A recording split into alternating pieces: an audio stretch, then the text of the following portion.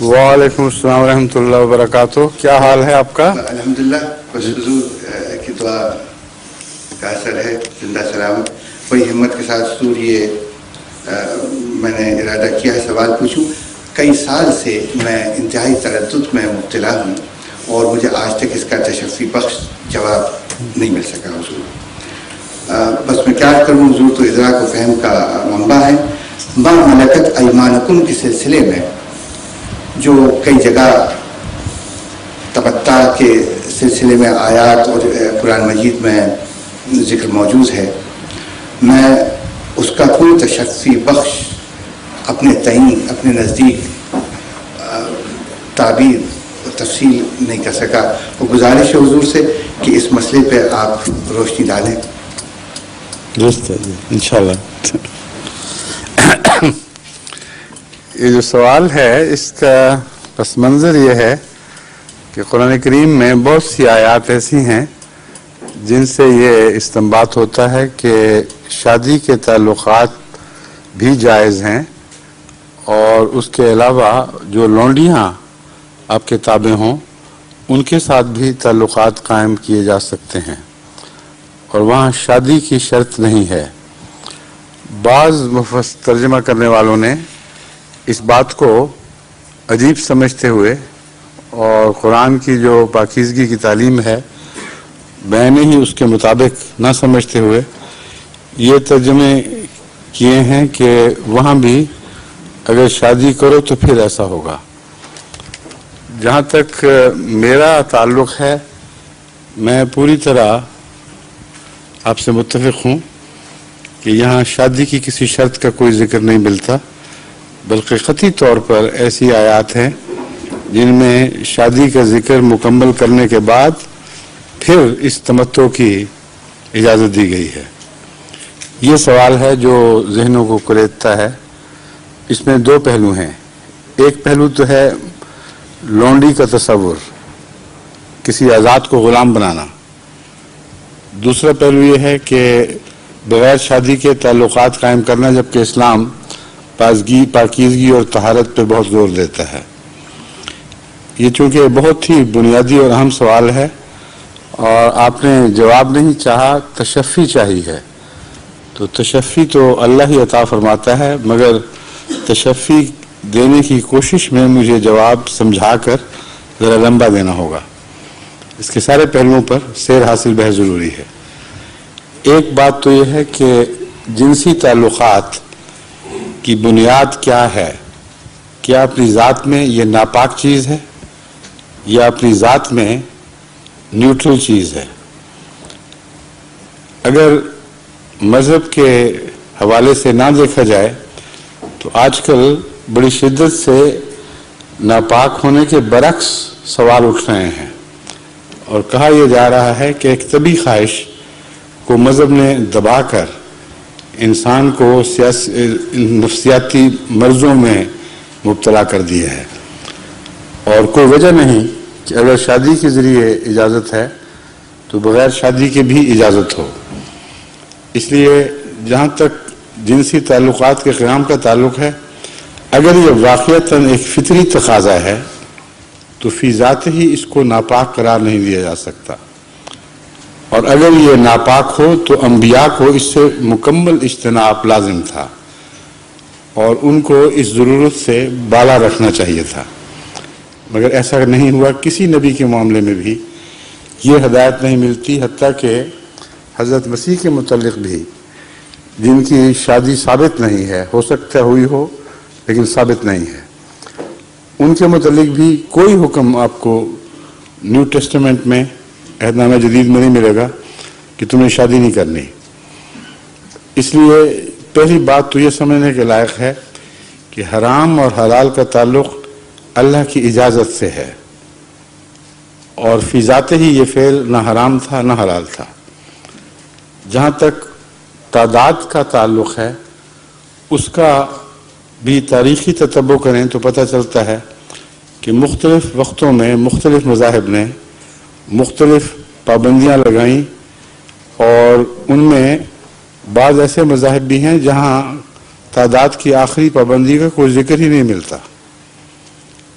Judaism جو اسلام سے پہلے تھا اس میں آپ کو کہیں تعداد کی پابندی کا کوئی ذکر نہیں ملتا، یہاں تک کہ 99 کی اور سینکڑوں کی بھی باتیں کی جاتی ہیں، اور اس میں شادی شدہ کے علاوہ حرم کے ذکر بھی ملتے ہیں۔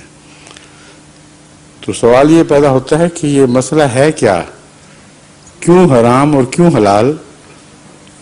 اگر اس کی کنہوں میں آپ اتریں، اس کی تہ میں اترنے کی کوشش کریں تو آپ کو پتہ چلے گا، لیکن اس سے پہلے میں ایک اور بات کھول دوں۔ ایک آیت جس میں تعدد ازواج کا ذکر ہے، اسے غلط فہمی سے یہ سمجھا گیا کہ پہلی دفعہ اسلام نے تعدد ازواج کی اجازت دی ہے، حالانکہ پہلی دفعہ اسلام نے تعدد ازواج پر پابندی لگائی ہے، اور پابندی بھی ایسی جس کو دوہرا تہرا کر دیا گیا ہے، جس کا آخری نتیجہ اکثر صورتوں میں ایک ہی نکلتا ہے۔ اس لیے اس پہلو کو بھی رکھیں کہ اسلام کا رجحان اس وجہ سے جنسیات کی طرف بیان کرنا جائز نہیں ہے، کیونکہ یہ پہلا مذہب ہے تمام مذاہب میں جس نے تعدد ازواج پر پابندی لگائی، اور عرب معاشرے کے خلاف پابندی لگائی، اور تورات کی تعلیم کے خلاف پابندی لگائی۔ یعنی خلاف سے مراد یہ ہے وہ آزادیاں جو تھیں ان کو محدود کر دیا۔ تو جہاں بظاہر اجازت مل رہی ہے وہاں دراصل پابندی ہے۔ چنانچہ فرمایا کہ ایک سے زیادہ شادی کا جو پس منظر ہے وہ یہ ہے کہ جنگیں ہو رہی ہیں، ان میں بہت سی عورتیں بیوائیں بن جاتی ہیں، بہت سے بچے یتیم رہ جاتے ہیں۔ ایسی صورت میں کیا ہونا چاہیے؟ کیا اگر ایک ہی شادی پر اکتفا کیا جائے تو جنگوں کے بعد جو عورتوں کی تعداد بڑھ جاتی ہے، اور خاص طور پر ان بچیوں کی جن کی دیکھ بھال کرنے والا کوئی نہ ہو، تو سوسائٹی کو کس قسم کے خطرات درپیش ہوں گے؟ یہ پہلو جب آپ زیر نظر لاتے ہیں تو اس کا زمانے سے تعلق نہیں، ہر زمانے سے برابر یہ تعلق رکھتی ہے چیز۔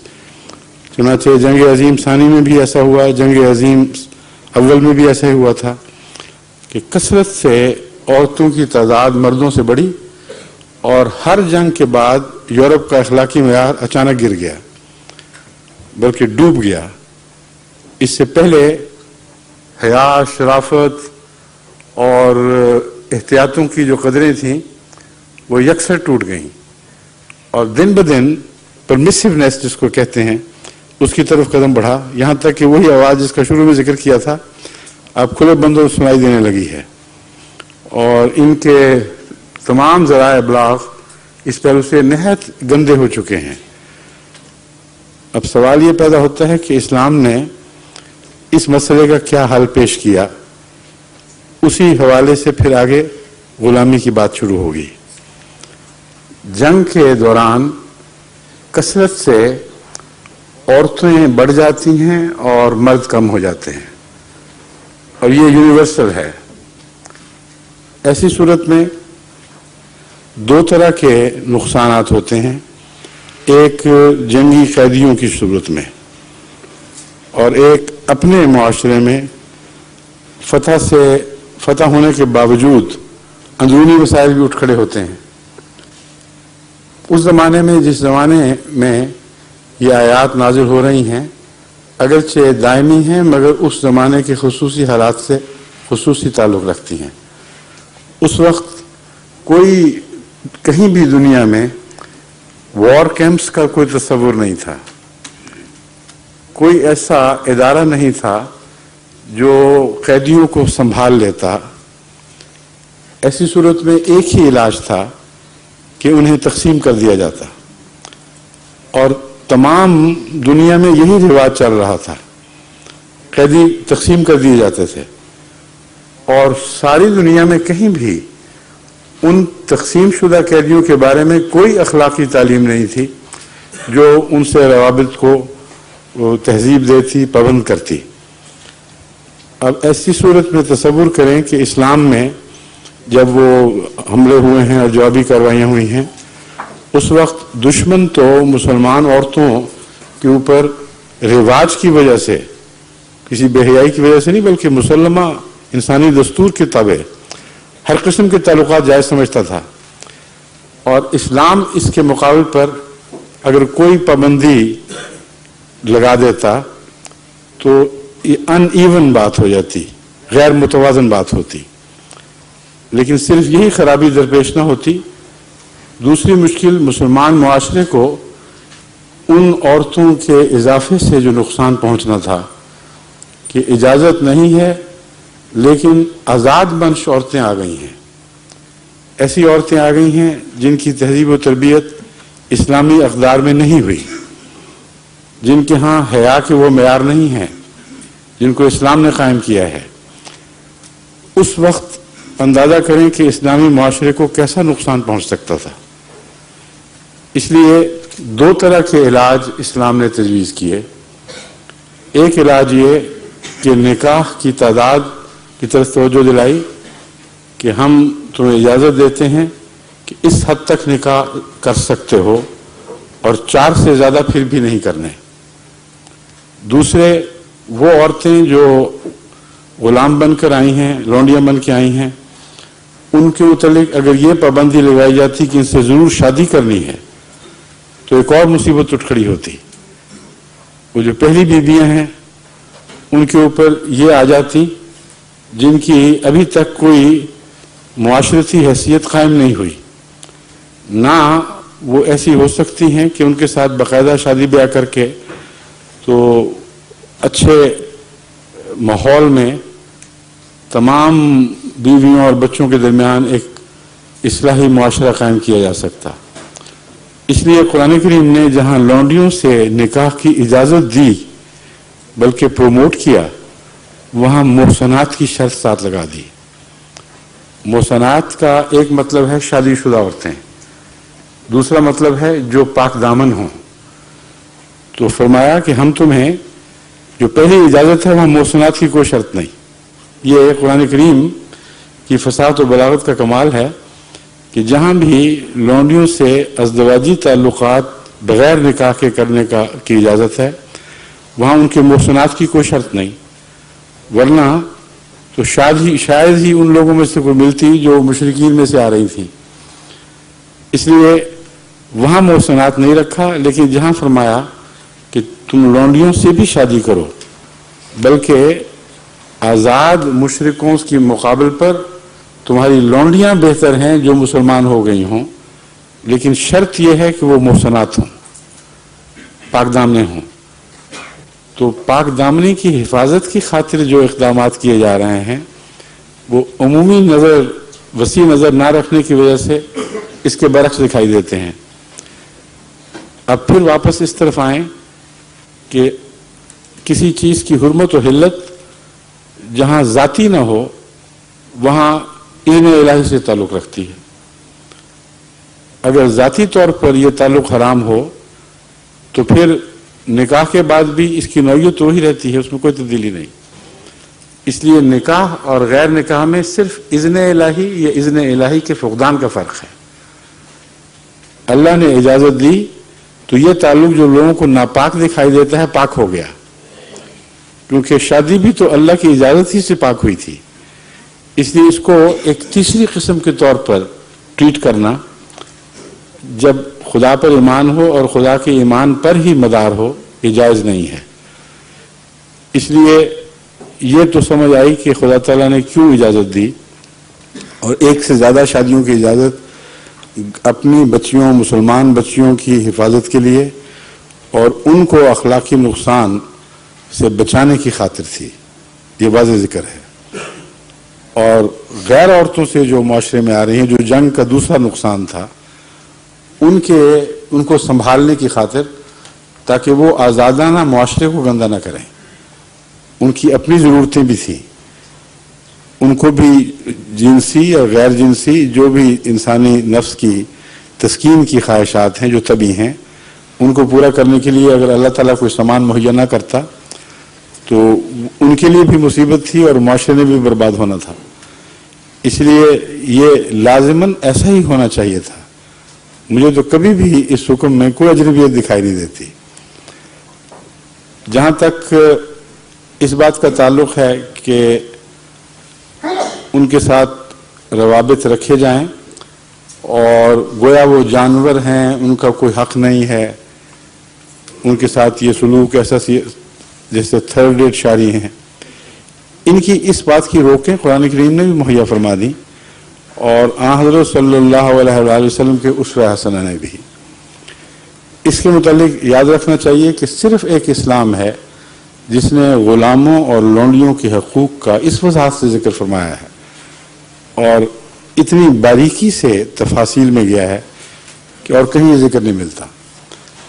چنانچہ شادی نہ بھی ہو اور لونڈی سے بچہ پیدا ہو جائے تو ماں وہ آزاد بھی ہو جاتی ہے اور منکوحہ بھی سمجھی جائے گی، اس کے شہری حقوق برابر ہو جاتے ہیں. تو یہ ایک اور مزید حکم ہے جو دل کی تسلی کے لیے میرے نزدیک ایک بہت عمدہ بات ہے. تیسری بات یہ ہے کہ ان کی حفاظت ہوتی ہے، ان پر غیر ہاتھ نہیں ڈال سکتا کیونکہ وہ اب ایک شخص کے تابع آ گئی ہیں اور اس وجہ سے غیروں کی نظر سے ان کو بچا لیا گیا ہے. ان کی حفاظت کا بھی اسی میں بہترین ذریعہ ہے. اگر یہ اجازت نہ ہوتی تو وہ اپنی طبعی خواہشات پوری کرنے کے لیے ادھر ادھر رخ کرتی اور ہر کس و ناقص اس وجہ سے ان پر ہاتھ ڈال سکتا تھا کہ تو کسی کے استعمال میں بھی نہیں ہے. تو یہ زمانے کی ضرورتیں تھیں اور یہ ضرورتیں صرف قدیم زمانے سے تعلق نہیں رکھتی، آئندہ زمانوں میں بھی پیدا ہو سکتی ہیں اور ہوتی رہی ہیں. اور وہ مذاہب جہاں صرف ایک شادی پر اصرار ہے ان کے معاشرے کو اس ایک شادی کے اصرار نے بہت گہرا نقصان پہنچایا ہے. اور کوئی ضمنی بات؟ جی نہیں، الحمدللہ آپ نے بہت عمدہ روشنی ڈالی، لیکن کچھ سپلیمنٹری سوال پیدا ہوتے ہیں انشاءاللہ جو آئندہ. ہاں، بے شک ابھی کر لیں، اگر آئندہ پہ چھوڑیں آپ کی مرضی ہے.